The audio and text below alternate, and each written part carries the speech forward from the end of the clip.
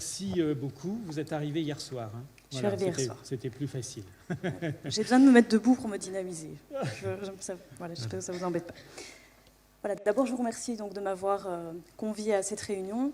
Je suis vraiment intéressée de venir vous parler en fait, d'un programme de recherche que l'on mène depuis plus de 10 ans à l'université dans laquelle je travaille, en collaboration avec les cliniques universitaires Saint-Luc à Bruxelles.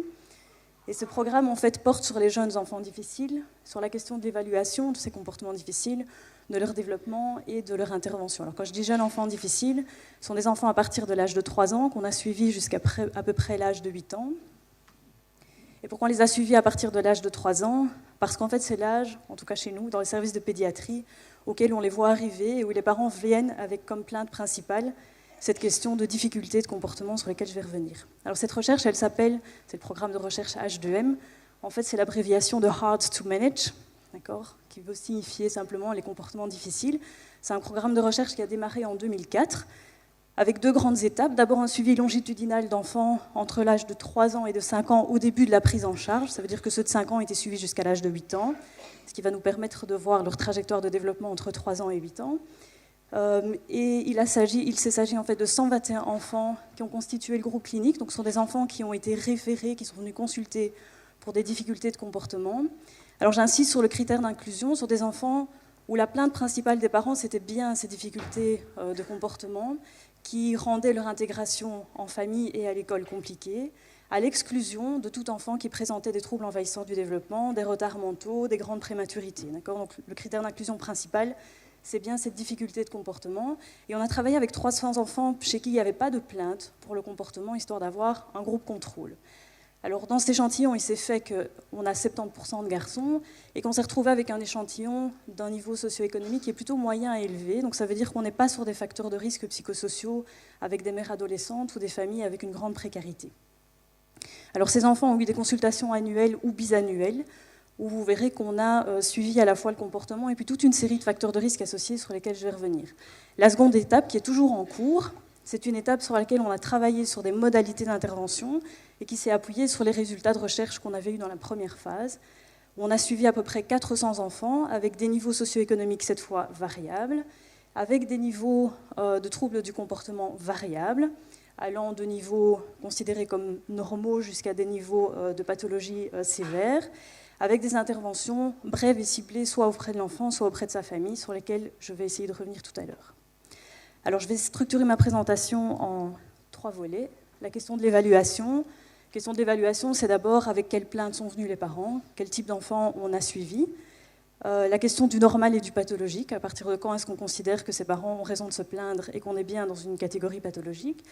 La stratégie multi-informateur et multiméthode, qui est très importante dans notre démarche. La question du développement, comment ces comportements ont évolué et quels étaient les facteurs de risque associés, puisqu'on n'est pas sur des facteurs psychosociaux et de précarité. Et ensuite, la question de l'intervention, avec comment intervenir sur les facteurs de risque, les apports et les limites des interventions qui existent aujourd'hui et les perspectives de recherche clinique sur lesquelles nous travaillons. Alors, pour ce qui est de la question de l'évaluation, d'abord, quelles sont les plaintes avec lesquelles les parents sont arrivés dans nos consultations? D'abord, des plaintes d'agitation. Ce sont des enfants qui bougent tout le temps, qui ne peuvent pas rester assis sur une chaise, ni à l'école, ni en famille.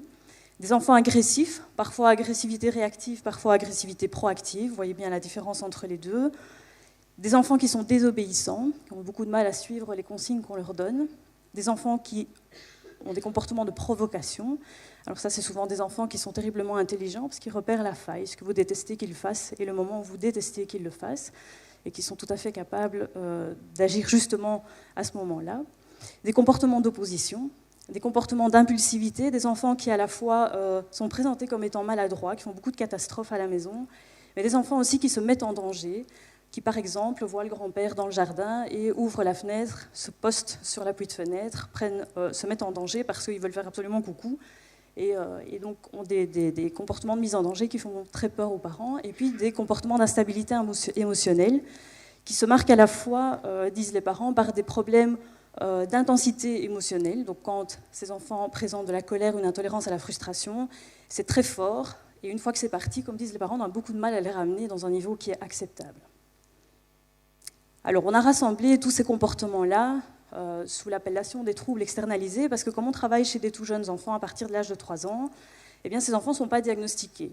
Donc peut-être que certains vont évoluer vers de l'hyperactivité, un trouble d'opposition, mais en tout cas au stade où nous on s'en occupe, ces enfants ne sont pas diagnostiqués. Donc on utilise en fait l'appellation des troubles externalisés par opposition aux troubles internalisés, donc des troubles qui sont orientés vers l'extérieur et les autres personnes. Alors est-ce que c'est fréquent? Alors, dans la littérature, on rapporte que c'est à peu près 2 à 6% des enfants en classe maternelle. Comme on a suivi ces enfants à l'école, ça représente en fait assez bien la réalité. Chaque année, les instituteurs qu'on a rencontrés disent qu'ils en ont 1 à 2 dans leur classe à peu près chaque année. Il y a moins de filles que de garçons. Alors j'ai essayé de faire le calcul. À l'échelle de l'Union européenne, ça représente évidemment beaucoup d'enfants. Et dans les services de pédiatrie, c'est un des motifs de consultation les plus fréquents. Alors la question du normal au pathologique, elle est extrêmement importante parce qu'on a l'habitude de réfléchir en termes de troubles absolus, c'est-à-dire en fait on est atteint d'une maladie ou on n'est pas atteint d'une maladie. Alors ici, on n'est pas dans un trouble absolu, on est dans quelque chose de relatif, parce que vous serez d'accord avec moi qu'on parle d'agitation, qu'on parle d'agressivité, tous les enfants sont un peu agités, tous les enfants sont un peu agressifs, et on a en fait une représentation qui peut ressembler à une distribution normale, avec des enfants qui sont, très peu d'enfants, qui ne sont pas du tout difficiles, et puis toute une partie d'enfants qui ont des niveaux de difficulté de comportement qui sont dites moyennes et qui en fait n'entravent pas leur adaptation en famille ou à l'école. Et puis on a à l'autre bout du continuum une certaine proportion d'enfants qui sont très difficiles. Alors c'est quoi la norme? La norme, elle est relative par rapport à la population de référence. La norme, au fond, en clinique, qu'est-ce qu'on fait? On prend la moyenne du groupe de référence, du groupe d'âge de référence, et ensuite on trace un cadre qui correspond le plus souvent à plus ou moins 1,5 écart type ou 2 écarts types selon les études ou selon les manuels que vous allez utiliser. Et au fond, être dans la norme, c'est être quelque part à l'intérieur de ce cadre. Et puis, quand on est quelqu'un d'extrêmement difficile, quand on a ce niveau pathologique, en fait, c'est qu'on se trouve à peu près dans ce cadre rouge, c'est-à-dire sur le fond du continuum. Alors, quand on évalue l'enfant, ça correspond tout simplement à le situer quelque part sur cette distribution normale. Et donc, si vous le situez à l'intérieur du cadre vert, vous allez avoir tendance à dire que cet enfant en fait, a des difficultés, présente un comportement qui est dans la norme. Et puis, si vous le situez dans le cadre rouge, vous allez dire, eh bien, ok, il est au-dessus du seuil clinique, par exemple, de l'instrument que vous avez utilisé et qui a situé à plus ou moins un écart type et demi. Alors, je vais essayer de vous expliquer pourquoi c'est important d'évaluer à plusieurs, d'avoir cette stratégie multi-informateur et multi-méthode. Donc, dans l'étude H2M, c'est ce qu'on a fait. En fait, on a travaillé avec les pères, avec les mères et avec les enseignants, en leur demandant à chacun, et aussi nous cliniciens, on a passé du temps à évaluer ces enfants, je vais vous expliquer comment. On a demandé en fait à plusieurs évaluateurs de situer l'enfant quelque part sur cette distribution. Alors très souvent, quand les parents viennent consulter, qui sont en demande, qui sont à bout, ils vont mettre l'enfant très très loin sur le continuum, parce que parfois ils ont attendu, je ne sais pas comment ça se passe chez vous, mais chez nous, parfois les listes d'attente sont longues, et quand ils ont enfin leur rendez-vous, ils ont surtout envie de vous raconter le meilleur du pire, parce qu'ils n'en peuvent plus, que ça fait longtemps qu'ils attendent et qu'ils recherchent de l'aide, et ils pensent que leur enfant fait vraiment partie de ce groupe extrême. Et puis nous, on se déplace et on va voir l'enfant à l'école, et là l'enseignant vous dit « je ne sais pas pourquoi vous venez pour celui-là, parce que dans ma classe, j'en ai au moins 2 qui sont bien pires, et donc si moi vous me le demandez, en fait je le mettrai plutôt à cet endroit-là. » Et puis nous, comme cliniciens, parfois on est un peu partagés entre les deux. On a observé l'enfant en consultation, vous expliquez comment, et on se situe parfois un peu au milieu des deux. Alors c'est une représentation schématique et parfois les avis des uns et des autres divergent, et pas toujours dans le même ordre. Alors vous allez me dire, c'est un peu embêtant, parce qu'on a parfois l'impression qu'on n'est pas en train de parler du même enfant, et qu'en tout cas le degré d'inquiétude des uns et des autres n'est pas le même. Alors d'où vient le fait que nous allons placer l'enfant à différents endroits? La première chose, c'est notre seuil de tolérance à chacun. D'accord ? Et je pense que ce que moi je vais être capable de tolérer d'un enfant de 3 ans n'est pas forcément ce que quelqu'un d'autre va être capable de tolérer par rapport à un enfant de 3 ans. Un autre problème, c'est le groupe de référence. Quand j'évalue mon enfant, je le fais au mieux par rapport à la fratrie, parfois par rapport à des cousins que je vois quelquefois. Et si j'ai une grande fille aînée qui aime beaucoup bricoler et faire des bracelets brésiliens sur la table, et puis que j'ai un petit garçon après qui est vivant, comme on va dire, il va me paraître un peu trop vivant, très vite. Si c'est le troisième d'une fratrie de 3 garçons qui sont tous très vivants, il va juste être comme les autres. L'enseignant n'agit pas avec le même groupe de référence, il va agir avec un groupe de référence qui est l'ensemble de la classe, et s'il a un peu de bouteille derrière lui, eh bien, il va agir avec des groupes classes qu'il connaît depuis un certain nombre d'années, Et évidemment, il va placer relativement l'enfant par rapport aux autres en fonction de ce groupe de référence qui peut donner en fait un résultat qui est complètement différent. Autre chose qui va jouer, c'est évidemment qu'est-ce que moi j'imagine qui est normal à l'âge de 3 ans. Okay, si vous prenez plusieurs parents, vous leur demandez à 3 ans combien de temps un enfant est capable d'ascendre dans une salle d'attente en restant assis sur sa chaise. Certains vont probablement dire au bout de 2 minutes, il est normal que l'enfant ait envie de bouger, et d'autres vont dire l'enfant peut tenir 10 minutes. Alors en fonction de cette espèce de connaissance implicite sur ce que les enfants sont capables ou non de faire, vous allez trouver que l'enfant exagère ou n'exagère pas en fonction du timing qu'il tient sur sa chaise. Alors une autre chose, c'est évidemment les variations qui sont liées aux demandes environnementales. On vient de le dire, il y a dans chaque environnement des demandes qui sont adressées à l'enfant, et les demandes qui sont adressées à l'enfant en famille ne sont pas exactement les mêmes que les demandes qui sont adressées à l'enfant dans un contexte familial ou dans le contexte d'une salle d'attente. Et donc il est normal que le comportement de l'enfant, qui est en fait quelque chose de complexe, varie en fonction des demandes environnementales et du contexte dans lequel il est évalué. Et j'ajouterai une dernière chose qui va modifier la position que cet enfant va avoir en fonction de l'évaluateur, c'est évidemment la qualité de la relation entre l'enfant et celui qui va évaluer son comportement. Alors, pour vous prouver que le comportement difficile, c'est quelque chose de très relatif, il y a une étude interculturelle qui est super bien faite, que vous devez absolument aller lire, dans laquelle on a demandé à des mères, dans plusieurs pays d'Europe, donc pas des pays qui sont culturellement très éloignés, de faire une évaluation sur une échelle de tempérament et de décrire ce qu'était pour elles un tempérament difficile. Je vais juste vous montrer le contraste entre les Pays-Bas et l'Italie. Bon, vous ne voyez pas grand-chose, mais ce n'est pas grave, je vais vous expliquer. Aux Pays-Bas, être un enfant difficile, c'est en gros couper la parole aux adultes, être très actif, ne pas lever le doigt avant de parler, d'accord, bouger beaucoup, être très expressif émotionnellement. En Italie, c'est tout le contraire. D'abord, vous verrez que dans le cercle, vous avez beaucoup plus de chances d'être un enfant difficile si vous habitez aux Pays-Bas qu'en Italie, d'accord, parce que le nombre de caractéristiques associées à la difficulté de comportement est plus élevé aux Pays-Bas qu'en Italie. Et en Italie, en fait, être un enfant difficile, c'est être un enfant timide. Parce que en Italie, avoir un enfant qui ne peut pas participer à la vie sociale, c'est en fait compliqué pour les parents. D'accord ? Donc c'est juste pour vous montrer que savoir ce que c'est qu'un enfant difficile, il y a toute cette question du seuil de tolérance et de l'appréciation de chacun qui est vraiment importante et avec laquelle on doit travailler en clinique. Alors la stratégie d'évaluation multiméthode et multi-informateur, on s'en est servi dans le programme H2M et on s'en sert toujours. Donc l'idée, c'est de demander en fait aux parents, aux enseignants, aux cliniciens, de pouvoir nous fournir une évaluation des difficultés de l'enfant. Et très souvent, chez les parents et les enseignants, on va utiliser ce qu'on appelle des checklists. Ce sont des questionnaires qui reprennent une série de comportements types. Et on leur demande la fréquence et l'intensité avec lesquelles l'enfant manifeste ses comportements là où il est observé. Alors évidemment, les cliniciens ne peuvent pas remplir ce genre de checklist parce que nous n'avons pas l'occasion d'observer l'enfant dans des situations de la vie quotidienne. Pour nous, ce n'est pas possible. On le voit juste en consultation. Donc ce qu'on fait, c'est qu'on crée des paradigmes d'observation. Les paradigmes d'observation, en fait, ce sont des mises en situation qui vont faire en sorte que les comportements difficiles émergent et qu'on puisse les voir. Alors très souvent, on confronte l'enfant à de la frustration pour faire émerger ce que nous souhaitons en fait observer et qui n'est peut-être pas susceptible d'arriver si on fait une consultation banale. Alors je vais vous montrer un exemple de ce qu'on utilise.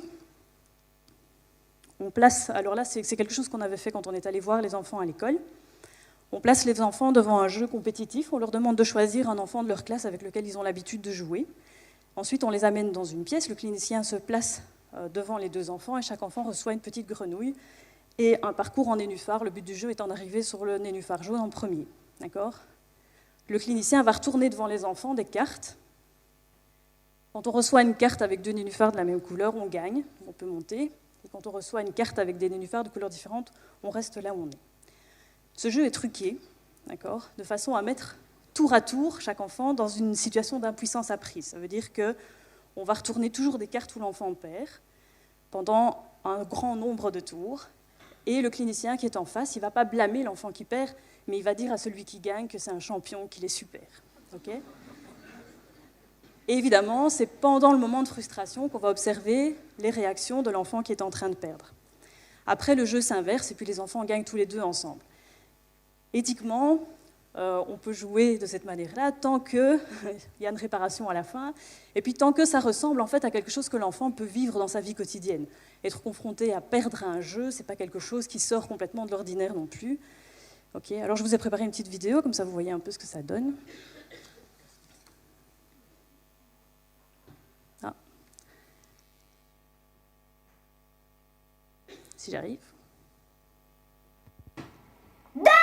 Oui, Jérémy. Ah là.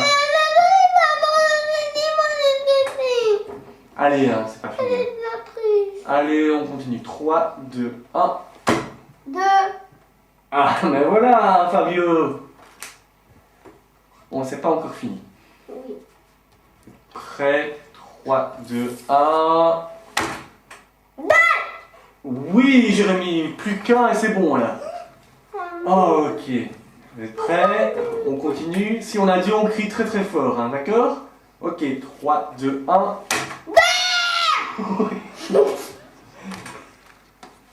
Mais t'es pas encore arrivé là.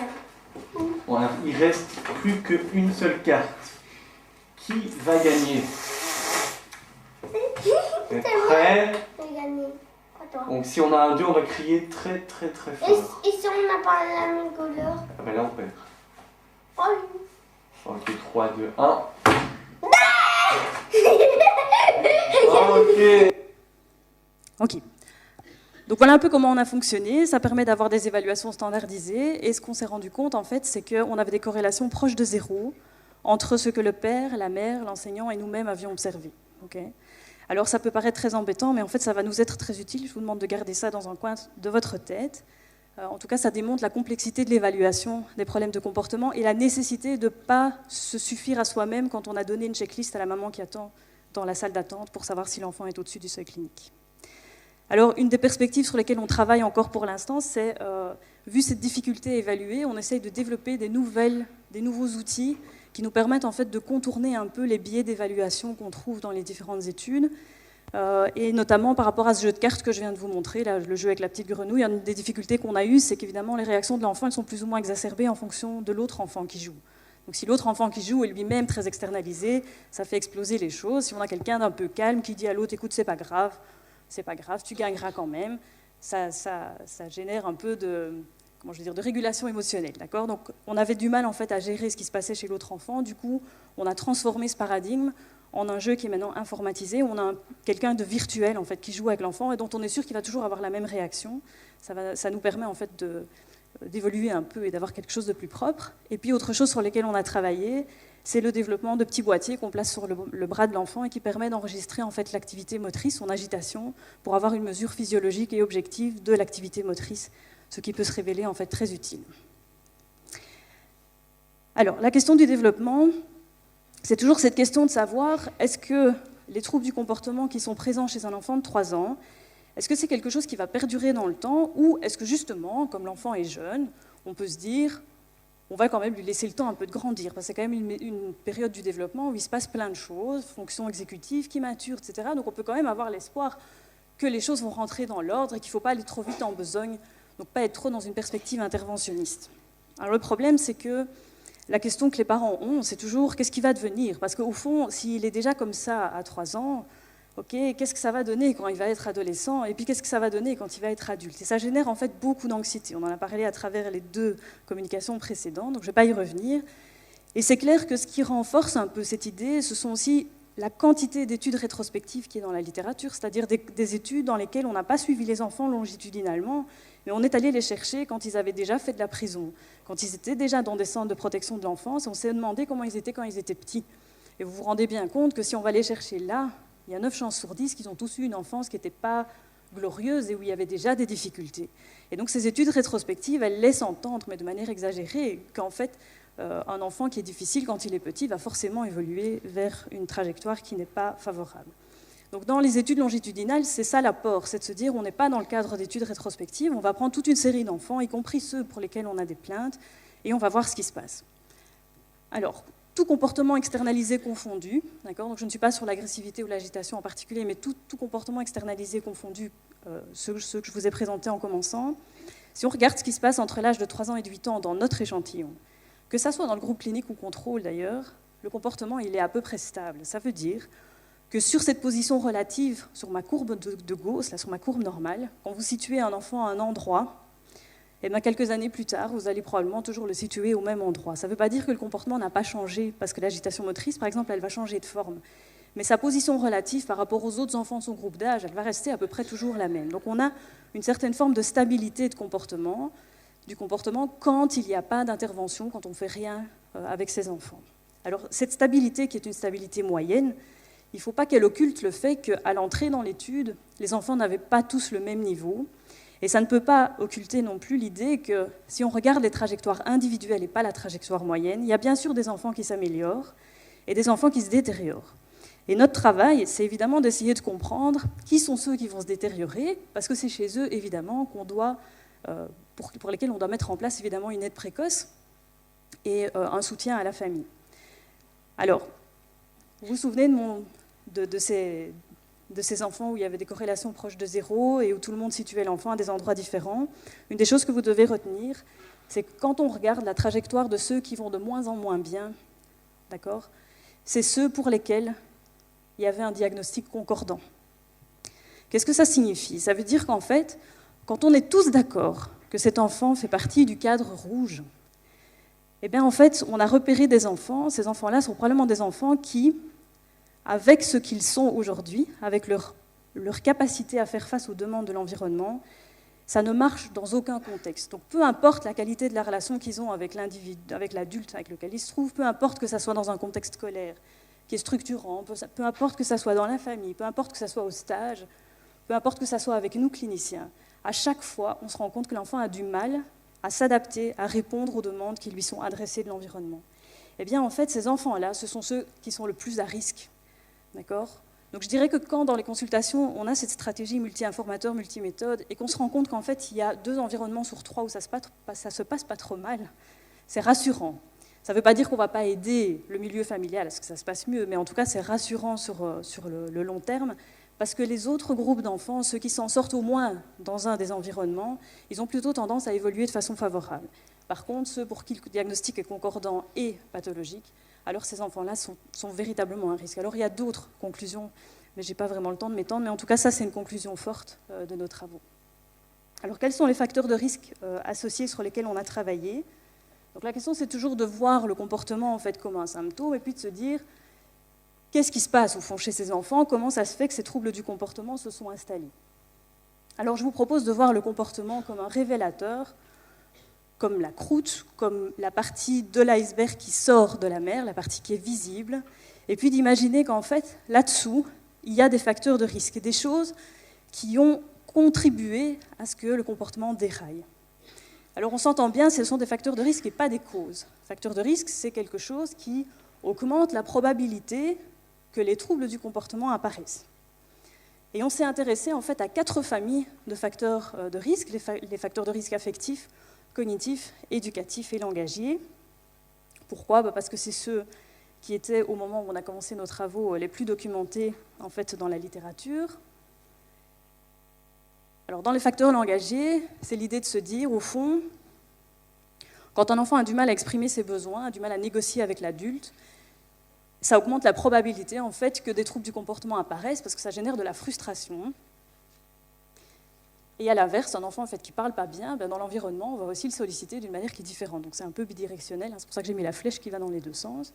Sur le plan cognitif, on sait que le fonctionnement intellectuel a de l'importance, mais surtout le fonctionnement exécutif, les capacités d'inhibition de l'enfant, d'attention, mémoire de travail, qui vont avoir une grande importance sur sa capacité à inhiber des comportements inappropriés, par exemple, ou à poser son attention sur les consignes qui lui sont données. Dans les facteurs éducatifs, on a évidemment tout ce qui est pratique éducative du côté des parents, mais pas seulement les pratiques, les cognitions aussi. Dans les cognitions, j'entends par exemple ce qui est de l'ordre du sentiment de compétence des parents, la manière dont ils se sentent capables d'arriver à leur fin, de parvenir à amener leur enfant sur une trajectoire de développement positive. Et puis les facteurs affectifs, alors on en a déjà parlé, la question évidemment de l'attachement et la question de tout ce qui est qualité de la relation avec l'environnement. Alors on a évalué dans notre programme tous ces facteurs de risque à travers toute une série de méthodes, de questionnaires. Je pourrais y revenir si ça vous intéresse.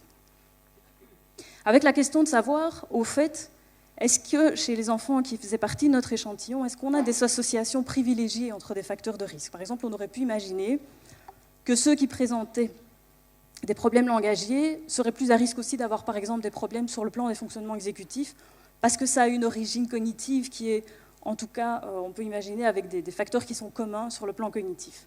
En fait, la réponse est non. Ça veut dire que dans notre échantillon, tous les tableaux cliniques sont possibles.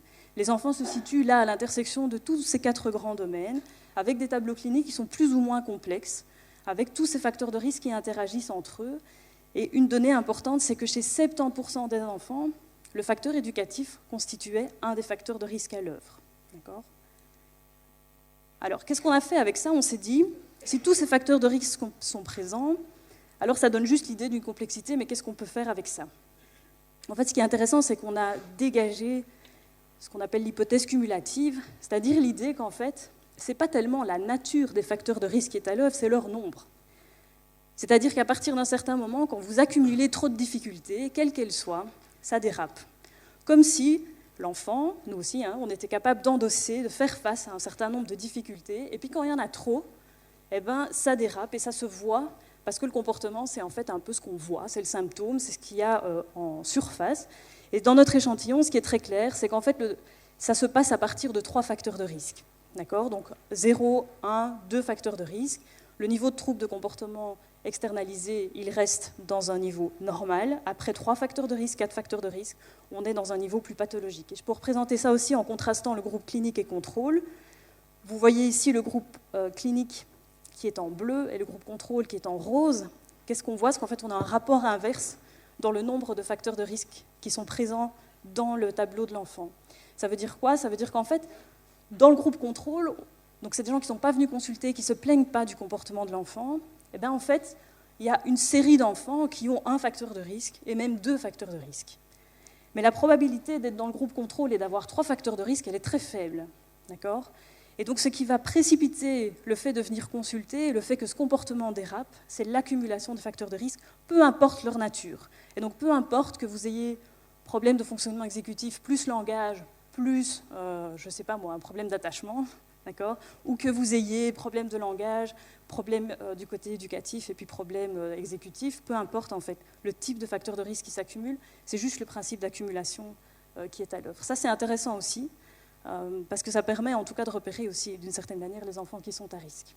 Alors au niveau de l'intervention, évidemment on se dit avec une approche comme ça, la manière la plus claire d'agir, c'est en fait agir sur les facteurs de risque, c'est-à-dire si on part du principe que ces facteurs de risque, ils augmentent la probabilité d'apparition des troubles du comportement, ben si on agit et qu'on améliore les facteurs de risque, on va diminuer la probabilité que ces comportements problématiques apparaissent.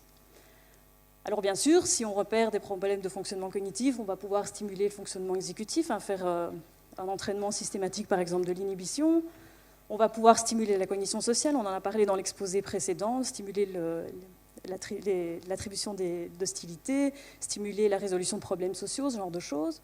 On peut stimuler le développement du langage, on peut stimuler les interactions verbales avec les parents, on peut stimuler une parentalité positive à travers toute une série de programmes, on peut renforcer la sécurité d'attachement, et bien sûr qu'il existe des tas de programmes qui existent déjà pour ce faire. Alors ça, c'est évidemment la manière dont on peut agir, et toutes ces interventions qui existent, parce qu'elles sont nombreuses dans la littérature, elles ont beaucoup de qualités. Pourquoi? Parce qu'en fait, beaucoup d'entre elles font partie du courant dit de l'evidence-based, c'est-à-dire qu'il y a toute une série d'études qui démontrent qu'elles sont efficaces. Et ça, c'est évidemment important, parce qu'on a la responsabilité avec nos patients de faire des choses qui ont évidemment toutes les chances de fonctionner.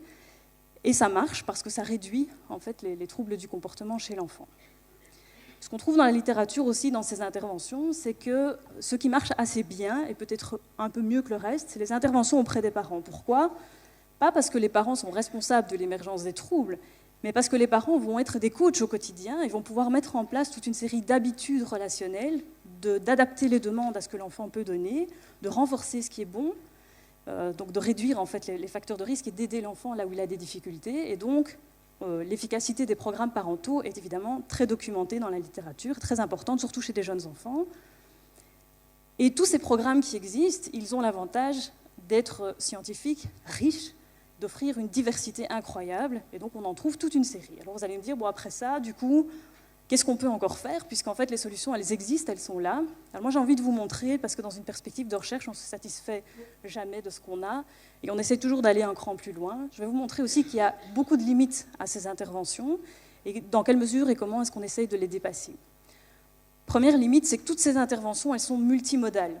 Ça veut dire quoi? Ça veut dire qu'en fait, ce sont des programmes énormes qui travaillent à peu près sur tout ce qu'on peut imaginer, sur les cognitions parentales, sur les pratiques, sur la coparentalité. On est en train de travailler sur un spectre extrêmement large. Et évidemment, pour ce faire, on a besoin d'un grand nombre de semaines, de voir beaucoup les parents ou beaucoup les enfants, d'accord? Et on va agir sur beaucoup de choses à la fois. Et du coup, on ne sait pas vraiment qu'est-ce qui marche. C'est-à-dire qu'on va stimuler toutes sortes de variables parentales et toutes sortes de variables chez l'enfant, mais on ne sait pas qu'est-ce qui est responsable du changement, parce qu'évidemment, quand vous faites tout ça à la fois, évidemment, il y a quelque chose qui bouge, ça c'est sûr, mais ce sont des interventions qui sont très lourdes et où on fait, à mon avis, trop de choses à la fois.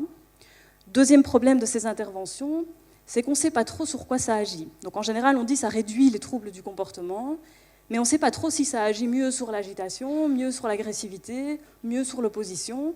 Or, les enfants, que nous on a vu, mais que vous voyez aussi dans vos consultations, ils n'ont pas tous un tableau complet où ils sont à la fois agressifs, opposants, provoquants, agités, etc. Et donc, ce n'est pas clair si c'est nécessaire de faire vraiment tout ça pour réduire, par exemple, l'agressivité. On pourrait avoir des choses beaucoup plus ciblées. Troisième problème, c'est que très peu d'études en fait sont décloisonnées, c'est-à-dire que soit on a des études qui s'intéressent aux effets des interventions sur l'enfant, soit des études qui s'intéressent aux effets des programmes parentaux. Très peu d'études qui ont fait les deux à la fois et qui peuvent nous dire, en fait, est-ce que c'est mieux de travailler sur l'enfant, et à quel âge, et avec quels enfants, ou est-ce que c'est mieux de travailler, en fait, sur les parents? Donc ça, on n'a pas la réponse. Il y a un très mauvais rapport coût-bénéfice avec ces programmes. Pourquoi? Parce que même pour vous, thérapeutes, il n'y a pas un bon rapport coût-bénéfice. Vous allez devoir souvent aller suivre des longues séances de coaching avant de pouvoir avoir votre papier qui vous permet, par exemple, de délivrer le programme Incredible Years. D'accord? Vous allez vous former, parfois très loin, dans d'autres pays, ça coûte extrêmement cher. Et pour les parents, le rapport coût-bénéfice n'est pas très bon non plus, parce que souvent, ces programmes durent 18 semaines. Et si vous êtes parent comme moi, arriver à caser ses enfants pendant 18 semaines, 2 soirs par semaine, pour aller réaliser un programme parental, plus faire les exercices à la maison, parce que ce sont des programmes qui exigent de vous que vous fassiez plein de choses à la maison, c'est extrêmement difficile. D'accord?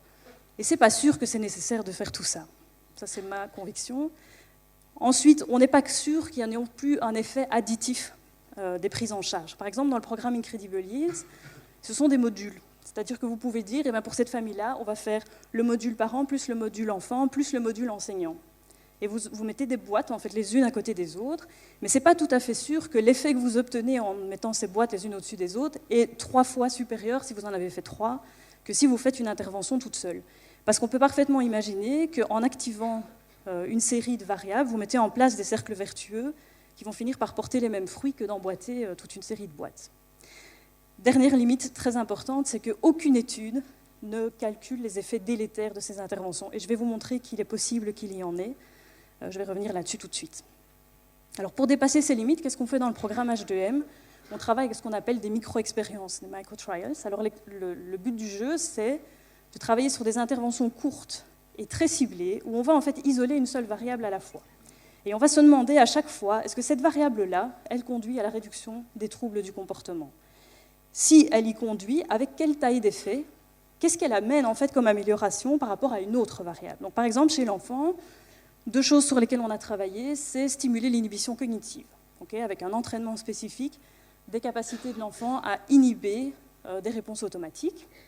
Et puis, dans un autre essai, on a travaillé sur un entraînement de la théorie de l'esprit.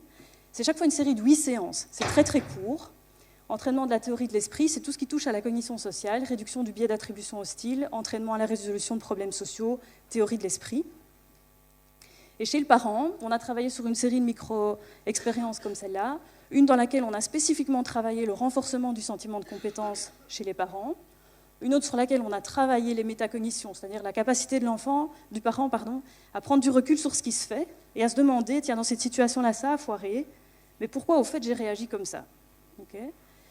Une autre dans laquelle on a travaillé sur la sensibilité parentale aux interactions verbales, et une dernière sur laquelle on a travaillé sur les pratiques éducatives, sur ce qui touche la régulation émotionnelle, comment je gère quand mon enfant fait une colère. Donc ce sont chaque fois très ciblés, c'est 8 séances, c'est très court, et on travaille sur une variable à la fois, avec l'idée de se dire qu'est-ce qu'on obtient comme taille d'effet, qu'est-ce qui est mieux, et surtout, qu'est-ce qui est mieux pour quel profil d'enfant. Donc ce qu'on va faire, c'est peut-être que certains enfants, certains parents profitent mieux de certains types d'interventions, ce qu'on appelle la susceptibilité différentielle, et on va essayer de profiler au mieux quelles sont les variables qui sont les plus utiles à travailler. Ensuite, ce type d'intervention permet de savoir avec quelles variables on arrive à réduire quels symptômes. Je vais vous donner un exemple. On a comparé ce qu'on arrivait à faire avec stimuler le sentiment de compétence chez les parents versus stimuler les réactions aux interactions verbales. Et on se rend compte que ces deux interventions-là, elles parviennent à réduire les symptômes d'agressivité relationnelle et d'opposition. Par contre, on n'arrive à aucun résultat sur l'inattention et l'agitation. Probablement parce que l'agressivité et l'opposition, ce sont des symptômes qui sont plus relationnels. Et donc quand vous travaillez du côté des parents, vous êtes capable d'améliorer tout ce qui touche au relationnel, mais probablement pas des symptômes qui sont peut-être plus liés au fonctionnement exécutif de l'enfant, donc par exemple l'agitation et l'inattention chez l'enfant. Donc ça, c'est très important de savoir que si on a un enfant chez qui le profil comportemental est plutôt marqué par ce type de difficulté, peut-être que les interventions auprès de parents, ce n'est pas le meilleur choix. Okay. Sur la question des effets additifs des interventions, c'est exactement ce qu'on fait aussi, puisque maintenant on a isolé des variables. Qu'est-ce qu'il arrive alors maintenant si on met deux variables à la fois? Donc on sait ce qu'on obtient comme taille d'effet avec une variable toute seule. Si maintenant j'en mets deux ensemble et que je les colle, et je fais une intervention où j'agite ces deux variables-là plutôt qu'une seule, est-ce que je vais additionner mes deux tailles d'effet, ou est-ce qu'au fond ce que j'obtiens, c'est la même chose que ce que j'obtiens quand j'en fais une seule? D'accord? Parce qu'on peut imaginer que mettre en route une activité va en fait enclencher des événements derrière, des cercles vertueux qui ne nécessitent pas forcément d'aller travailler ce qu'il y a derrière. Par exemple, quand je travaille le sentiment de compétence parentale, en fait, je vais déclencher, sans le faire exprès, des effets bénéfiques sur les pratiques éducatives. Parce qu'un parent qui se sent plus à l'aise, qui se sent plus compétent quand il s'adresse à son enfant, il a moins besoin de contrôler, il a moins besoin d'être tout le temps dans l'autorité, et donc il va développer des attitudes qui sont plus chaleureuses, et pourtant je n'y ai pas touché. Et donc, une des premières conclusions qu'on a sur ce type d'études-là, c'est que ce n'est pas forcément nécessaire d'en faire beaucoup pour obtenir le même effet. Et que ce n'est pas nécessaire de faire venir les gens 18 fois, parce que parfois avec 2 fois ça suffit, si on choisit les bonnes variables, c'est-à-dire celles qui sont capables de déclencher des cascades développementales positives, celles qui sont capables en fait de déclencher des effets sur des variables secondaires. Oui, j'ai fini. Et enfin, sur la question des effets délétères des interventions, on s'est aussi posé la question que peut-être que ces interventions, des fois, ont des effets inattendus, mais pas très positifs. On s'est demandé, par exemple, sur la coparentalité. Je ne sais pas comment ça se passe chez vous, mais chez nous, on a beaucoup de mal à avoir le couple parental qui assiste à ces prises en charge. On a, dans 90% des cas, la mère uniquement et le papa qui reste à la maison. Et donc, on s'est dit, OK, mais est-ce que du coup, en travaillant, par exemple, sur les cognitions maternelles, est-ce qu'on n'est pas en train, quand elle rentre à la maison, en fait, de lui faire du chemin, et puis comme le papa, lui, il n'a pas fait le même chemin, elle commence à faire des trucs à la maison, et lui, il ne comprend pas pourquoi tout à coup, elle fait des choses qu'elle n'a jamais fait. Et peut-être qu'en fait, on est en train d'induire une mauvaise communication dans le couple et des choses qui deviennent difficiles qui n'étaient pas avant. Donc on amène une amélioration, mais au fond, on est en train de détricoter un truc qui se passait peut-être pas trop mal avant l'intervention. Donc nous, on a mesuré, par exemple, les effets de nos interventions sur la coparentalité, qu'on ne travaille pas en intervention, mais on s'est juste demandé, est-ce qu'on a des effets bénéfiques ou plutôt délétères? Alors, un des exemples qu'on a fait, c'est en comparant ce qu'on fait quand on agit sur le sentiment de compétence versus le fait d'être sensible aux interactions verbales avec l'enfant. Et en fait, on s'est rendu compte que dans le cas de l'intervention sur les interactions verbales avec l'enfant, sans y avoir touché, on avait un effet bénéfique sur la coparentalité. Par contre, quand on travaille le sentiment de compétence, ça marche très bien avec nos participants, mais quand ils rentrent, ça détériore la coparentalité. Pourquoi? Probablement parce que quand vous agissez sur des cognitions, vous renforcez la perspective que vous êtes sûr de vous, que ça va aller, vous rentrez, mais partager cette évolution sur les cognitions avec son conjoint, c'est plus compliqué que de dire, tu sais, on m'a appris que quand l'enfant me répond comme ça, il faut plutôt donner une phrase comme ça. C'est plus facile de communiquer avec son conjoint qui n'a pas assisté à propos de pratiques à mettre en place concrètement, plutôt qu'à propos de ce qui change dans ma tête et dans ma confiance en moi et dans la manière dont je me sens dans cette relation avec l'enfant. Et donc il faut être quand même très prudent sur les conclusions qu'on peut tirer. Et être sûr que ce qu'on fait n'apporte pas des bénéfices dans un sens, mais des tricotes, des choses qui fonctionnaient plutôt pas trop mal de l'autre côté. Voilà, comme ça, j'ai fait un tour d'horizon en fait, sur ce qu'on fait dans notre programme de recherche. Il y a toute une partie de ces réflexions qui sont disponibles dans des ouvrages et un CD-ROM pour travailler la métacognition avec les parents qui sont disponibles. Voilà. Mais s'il y a des choses plus spécifiques qui vous intéressent, on a aussi beaucoup publié dans les articles scientifiques et je me ferai un plaisir de vous envoyer ce qui vous intéresse. Il suffit de m'envoyer un petit mail.